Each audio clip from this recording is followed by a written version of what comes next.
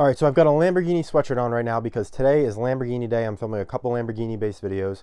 And the first thing we're going to talk about is, will there be a manual Lamborghini in the near future? Motor Trend interviewed the CEO of Lamborghini out at Monterey Car Week, and they asked him, because there was a manual McLaren launched at Car Week, as well as a manual Gordon Murray, and technically a manual Koenigsegg. It uses their simulated manual system, which they did a few years ago in the CC850. It's not a real manual, but it feels like a manual to the driver. Ferrari just did this as well in the Manuale, which between that and McLaren are the two biggest reasons that people want to know if Lamborghini would consider making a manual. And they asked Lamborghini chief marketing officer if there would be one in the near future. Now, he basically said no, but that it's not completely off the table. But I want to give my take on it because I think if it did happen, it probably wouldn't be where most people would expect it to happen. So let's dive into that. If you haven't already subscribed to the channel, please subscribe for me. Please like the video and please hit notification bell so you get notified when I make new content. It really helps me grow the channel and get the videos out in front of more people. So please help me grow the Exotics Anonymous family. Now let's get into the topic. So a lot of people are wondering, especially because Ferrari just did the 12 Cilindri Manuale, which is a naturally aspirated V12 manual. Obviously, it's a simulated manual on that car. But people are wondering, will there be a manual Lamborghini Revuelto? Lamborghini also does a naturally aspirated V12 in their Revuelto. Now, it's got a hybrid system on it, which could complicate things, but would Lamborghini take on this challenge, even if it's on like a rare limited run car? Now, Lamborghini's chief marketing officer basically said that they think they need the hybrid and the dual clutch gearbox in the Revuelto to really make a car that is what Lamborghini is about, like being performance oriented. And he said they basically need an automatic to get the performance out of the car that the customers expect. And that's very true. And he also pointed out that when they did offer a manual back in the Murcielago, nobody really bought it. I mean, it was like a 9-to-1 ratio of who bought the paddle shifter Murcielagos versus the manuals. So he's like, the low demand and it just not being good for performance really doesn't make it make sense for us. Obviously, we look at every option. Now, here's where I'm going to start to get into my opinion on this a little bit. I don't think they would be able to do a manual in the Revuelto. I think it's basically impossible because of the way the engine's laid out and where the gearbox meets it and the hybrid system being in the way. I just don't think it's possible straight up. I don't think the car would fit it. Maybe if they remove the hybrid system, but then again, the engine's still facing the wrong way. But the Temerario, however, I do think it'd be possible in Temerario if the hybrid came out, just looking at the layout of the car and where everything is. And the other day, funny enough, Spiker's new car, the C8 Prelator 25, is a twin-turbo Audi V8 paired to a manual transmission, which has never been done before. So I was shocked to hear that happen. And it's funny to me that when you think about it, Lamborghini, who probably is already borrowing the exact same engine in the Temerario, really easily could probably make a manual Temerario if they wanted to. And when you think about how McLaren's making a manual twin-turbo V8, Ferrari's making a manual V12 naturally aspirated, it'll be interesting, by the way, to see if Ferrari makes a real manual on, say, the next generation 12 Cilindri because of all the backlash they've gotten from making the simulated manual. That car may have also been a thing if they couldn't figure out how to make a manual, an actual manual fit in that car or handle the torque of the car without having to maybe redesign things anyway. So maybe they're waiting till the next generation and they went with like this middle ground similar to the Koenigsegg style for now. Not to say the simulated manual won't be good. I've never experienced it. Everybody that's driven the Koenigsegg says it's fantastic. So it could be a really good option for all we know. So you would think Lamborghini's paying attention to that as well and wants a piece of that pie because the Lamborghini name, I mean, they sell cars so easily already. If they made a manual one, the demand would be absolutely crazy.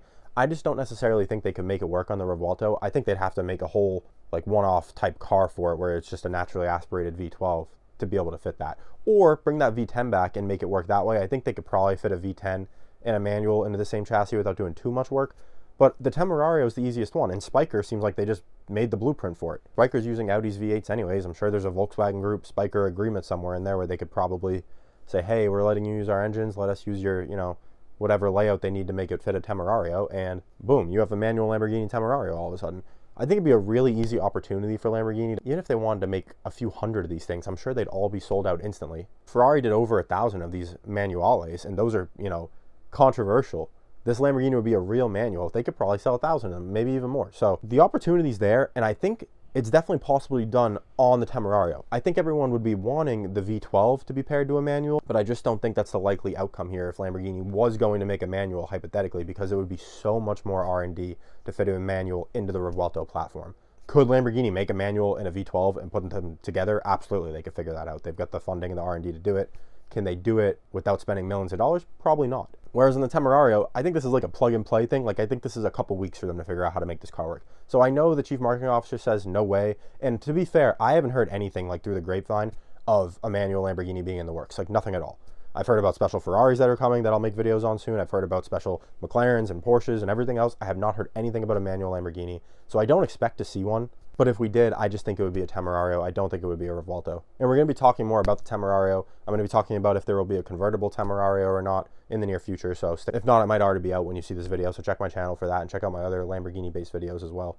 What do you guys think? Do you think there should be a manual Lamborghini Temerario? I mean, the Temerario has been out for a few years now. All we have so far is the normal Temerario. We don't have the convertible one at this time. We don't have an SV or a Performante or anything like that.